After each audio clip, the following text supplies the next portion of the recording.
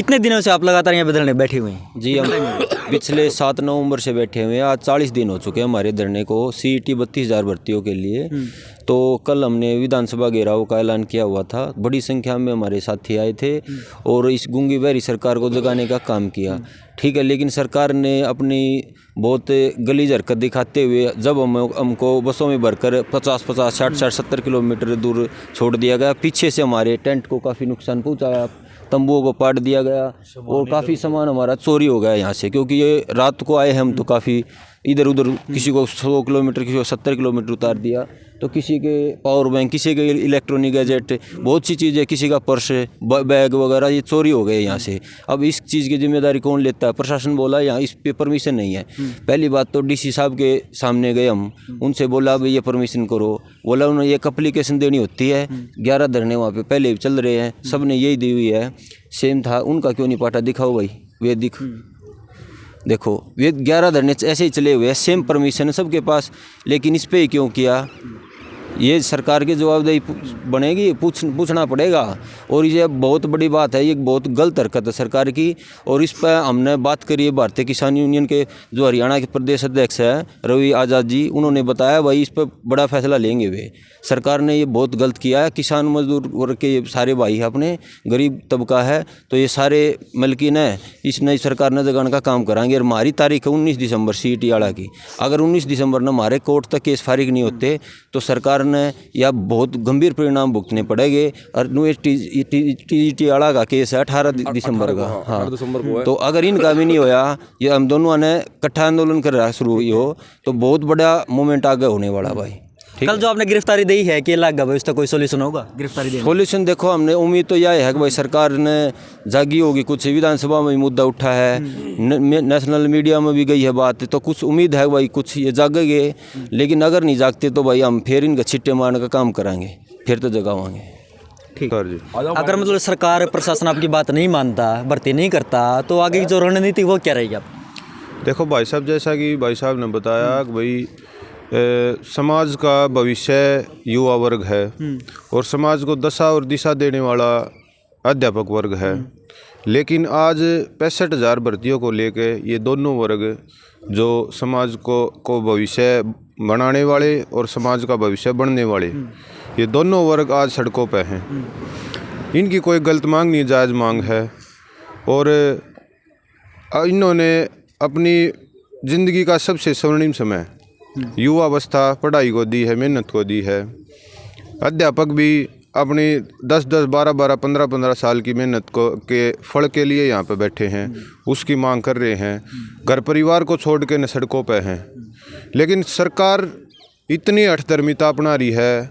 कल हमने संवाद का रास्ता अपनाया था कि भाई CM साहब यहाँ तक नहीं आ सकते तो हम CM साहब तक जा सकते हैं। जब CM साहब हमारे तक वोट मांगने घर पे आ सकते हैं तो हम उनके घर पे क्यों नहीं जा सकते? बोले चंडीगढ़ पे आप बिल्कुल नहीं जा सकते। क्यों? चंडीगढ़ पाकिस्तान में है, दूसरे देश में है, वो वहाँ पे वीज़ा लगेगा जाने के लिए।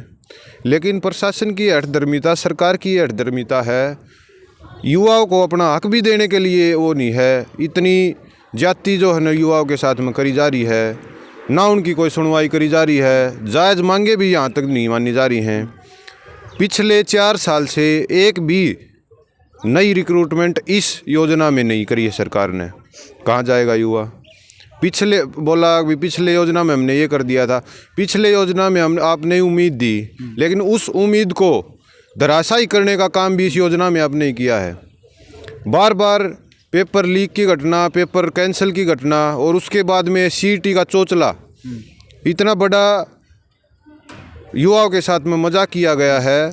अब तक मेंस की पेपर भी नहीं हो लिया। 3 साल हो लिए CET पॉलिसी को ग्राउंड पे उतरे, मेंस की प्रक्रिया भी पेपर भी नहीं ले लिया गया है। कहाँ जाएगा युवा?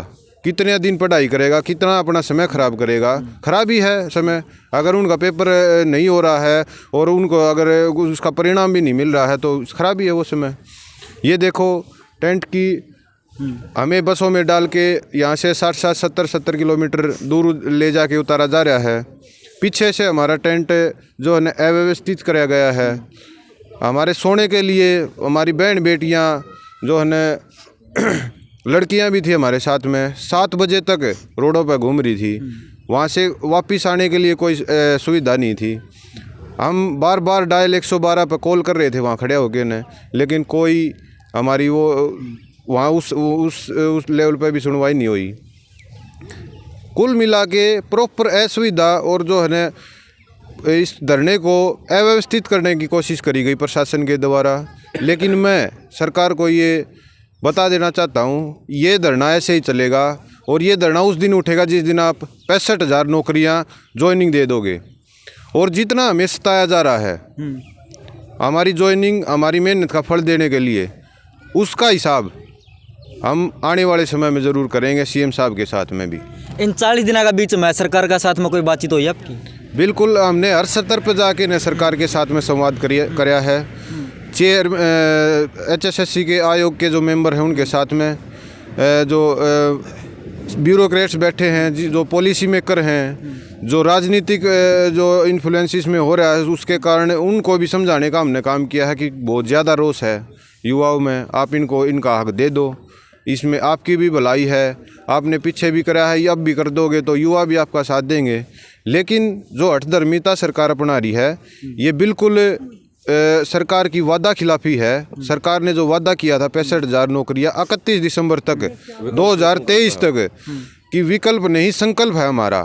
अब वो संकल्प हम इनको याद दिलाएंगे और डेली दिलाएंगे, रोज़ के रोज़ हम ये संकल्प जो है ना माननीय मुख्यमंत्री साहब को और चेयरमैन साहब को याद दिलाएंगे कि आज आपके संकल्प का, आज 16 तारीख है, मात्र 14 दिन रह गए। आज आपका संकल्प कहाँ है, आपको याद है या नहीं है आपका संकल्प?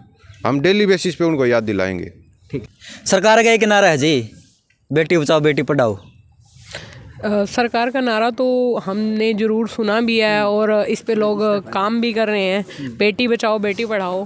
पर अगर ये पढ़ी लिखी बेटियों का यही स्वर्णिम भविष्य है, जैसे जो सरकार कर रही है कि 4 साल से CET की प्रोसेस शुरू है और कोई भर्ती नहीं हो रही, और TGT वाले भी इतने मतलब एज हो के सभी अपने बच्चों को घर छोड़ के और कितने परेशान तरीके से यहाँ आए हैं और हर रोज़ यहाँ रहे हैं, तो सरकार यही कर रही है। तो फिर आने वाले टाइम में बेटी पढ़ाओ और बेटी बचाओ का कोई वो नहीं रहेगा, क्योंकि आज हर कोई परेशान है, चलो युवा भी परेशान है, पर जो लड़कियां इतना पढ़ पढ़ के भी, आपको पता है लड़कियों को तो घर पे बड़ी बाउंडेशंस होती हैं, जैसे शुरू में पढ़ने में भी पेरेंट्स कहते हैं और फिर इतना पढ़ने के बाद फिर जैसे कोई शादी करने के लिए बाउंडेशन है। अब जैसे यहाँ लोग हैं 32-32, 35-35 साल के, अब लड़कियाँ अनमेरिड थोड़ी बैठी रहेंगी, शादी के बाद आपको पता है पढ़ना कितना मुश्किल है भाई, बच्चों को भी देखना, घर को भी देखना, फिर भी पढ़ के मेरिट में भी आए, सब कुछ किया, फिर भी अगर जॉब नहीं मिलती तो इसका क्या रिजल्ट रहे? नौकरी के लिए हमारी बहनों को, हमारी बेटियों को गिरफ्तारी देनी पड़ रही है। यस सर, इसका क्या रहा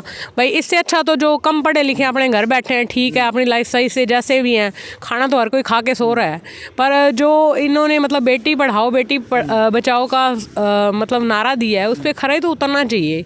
और हमारी तो कोई इतनी बड़ी मांग भी नहीं है, जो इन्होंने बार बार चेयरमैन सर ने भी और CM सर ने भी यही बार बार बयान दिया है कि 66,000 भर्तियाँ, कभी 66,000 हो जाती हैं, कभी 60,000, तो 60,000 भर्तियाँ 31 दिसंबर तो आ गया, कब ये होंगी? हमारे तो एग्ज़ाम भी नहीं हुए हैं, CET के तो भी एग्ज़ाम से भी पेंडिंग है, सिर्फ 2 ग्रुपों के एग्ज़ाम हुए हैं और 61 ग्रुप पेंडिंग है। तो जल्दी से जल्दी हमारा हाथ जोड़ के यही विनती है कि जल्दी से जल्दी इसको क्लियर करवाएं और हम सभी ज्वाइनिंग लेटर लेकर घर जाएं और आराम से अपनी जॉब करें और देश में अपना योगदान दे सकें। और ऐसे ये नहीं है कि युवा वर्ग यहाँ बैठ के अपना टाइम, हर बंदे का टाइम कितना इंपॉर्टेंट है और कितना टाइम ख़राब हो रहा है, और देश में ये नेगेटिविटी फैल रही है। कहाँ ये हमारा देश विकसित होने की कगार पे था और कहाँ ये विकासशील। हम जब से पढ़ रहे हैं तभी हमने यही पढ़ा कि भारत एक विकासशील देश है। हमें लगता है हमारे बच्चों को भी यही पढ़ना पड़ेगा, मगर सरकार से मेरी यही गुजारिश है कि जल्दी से जल्दी इन भर्तियों को क्लियर करवाएं और हम अपने अपने घरों में आराम से जाएं और सही से जॉब करें। धन्यवाद।